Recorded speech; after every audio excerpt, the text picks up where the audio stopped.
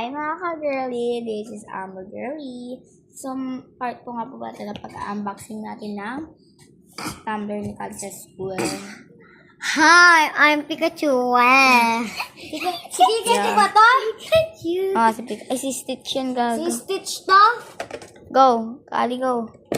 So, ito guys yung kanyang tumbler. Parang may patusok. Dito nakalagay. So, open na natin. So, buksan mo. Parang sa kami yung tumbler, hindi lang kami magkapalas ng design. Kaya ang kanya, flower ayun, makita mo siya. agad. Flower design. Pakita mo pa, cute. Yan. Ayan, go pa. Buksan mo. Yan. Yan. Di ba akin guys, ribbon? Paano Kanya. inuman?